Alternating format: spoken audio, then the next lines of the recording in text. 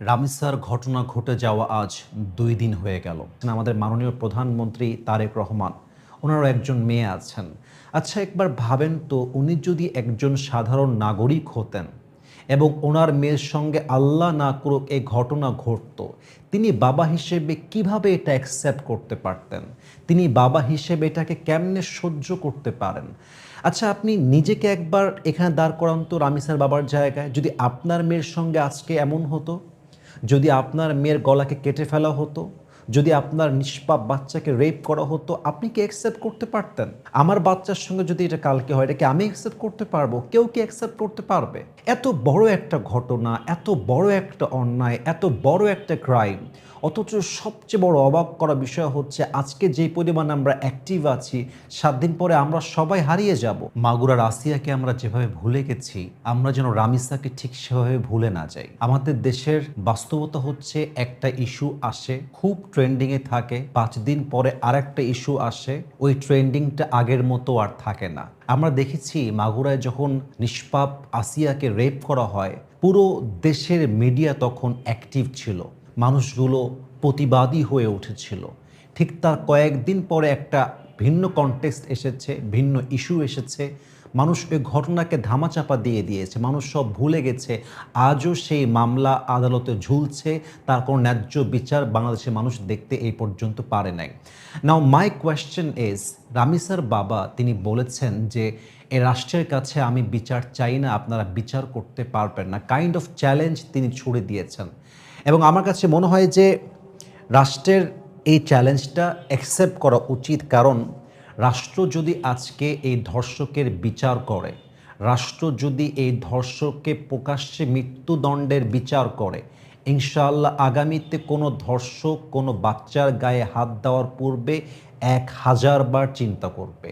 এবং আমার কাছে বড্ড অবাক লাগে যে একজন বাবা বিচার ব্যবস্থাকে কতটা অবিশ্বাস করলে, তার বিশ্বাস কতটা উঠে গেলে বাবা তার মেয়ের ব্যাপারে বলতে পারে যে আমি কোনো বিচার চাই না।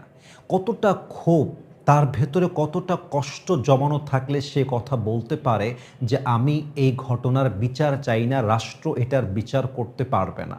তো বর্তমান যে সরকার আছেন, আমাদের মাননীয় প্রধানমন্ত্রী তারেক রহমান, ওনারও একজন মেয়ে আছেন।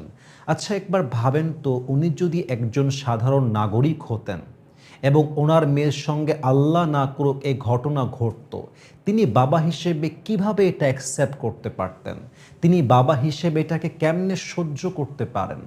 আচ্ছা আপনি নিজেকে একবার এখানে দাঁড় করান তো রামিসার বাবার জায়গায়। যদি আপনার মেয়ের সঙ্গে আজকে এমন হতো, যদি আপনার মেয়ের গলাকে কেটে ফেলা হতো, যদি আপনার নিষ্পাপ বাচ্চাকে রেপ করা হতো, আপনি কি অ্যাকসেপ্ট করতে পারতেন? আমার বাচ্চার সঙ্গে যদি এটা কালকে হয়, এটা কি আমি অ্যাকসেপ্ট করতে পারবো? কেউ কি অ্যাকসেপ্ট করতে পারবে? এত বড় একটা ঘটনা, এত বড় একটা অন্যায়, এত বড় একটা ক্রাইম, অথচ সবচেয়ে বড় অবাক করা বিষয় হচ্ছে আজকে যে পরিমাণ আমরা অ্যাক্টিভ আছি, ৭ দিন পরে আমরা সবাই হারিয়ে যাব, কোনো খবর থাকবে না, মামলা ঝুলবে, দিনের পরে দিন কথা হবে, কিন্তু একটা সময় পরে গিয়ে বিচার বন্ধ হয়ে যাবে, আসামি ছাড়া পেয়ে যাবে এবং অন্যায়ের যে ধারাটা চলছিল এটা আগের মতোই চলতে থাকবে। তাহলে আমাদের রাষ্ট্রে বাচ্চাদের নিরাপত্তা কোথায়? একজন নিষ্পাপ শিশুর নিরাপত্তা কোথায়? একজন মেয়ে যার বয়স ৬, ৭, ৮, তার সেফটিটা কোথায়? যদি আমরা আজকে বিচার করতে পারি, তাহলে আমাদের সেফটিটা আমরা ইনশিওর করতে পারবো। যদি আমরা আজকে বিচার না করি, দেখবেন আপনি এরকম ঘটনা আগামীতেও ঘটবে, বিচার হবে না, আসামি বের হবে এবং যতদিন পর্যন্ত বাংলাদেশ আছে, কোনো শিশু এই দেশের মাটিতে নিরাপদ থাকবে না। এজন্য আমি রাষ্ট্রের কাছে বিনীত আবদার রাখবো, আপনারা এই বিষয়টাকে এতটা গুরুত্ব দিবেন, এমনভাবে বিচার করবেন যেন পুরো দেশে এটি একটি এক্সাম্পল হয়ে থেকে যায়। এবং সর্বশেষ আমি একটা কথা বলতে চাই, আপনারা দেখেছেন কত শিশু এ পর্যন্ত রেপ হয়েছে, এটা গোনা মুশকিল।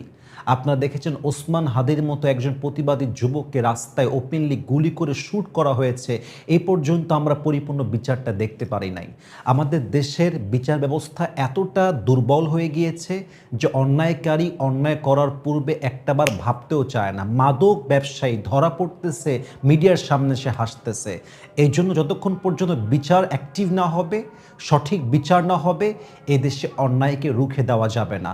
আমি আশা রাখবো রাষ্ট্র অ্যাকশন নিবে, বিচার করবে এবং ইনশাআল্লাহ আমরা চাইব নিরাপদ বাংলাদেশ আমরা আগামীতে গড়ব। আল্লাহ আমাদেরকে তৌফিক দান করুক। আমিন।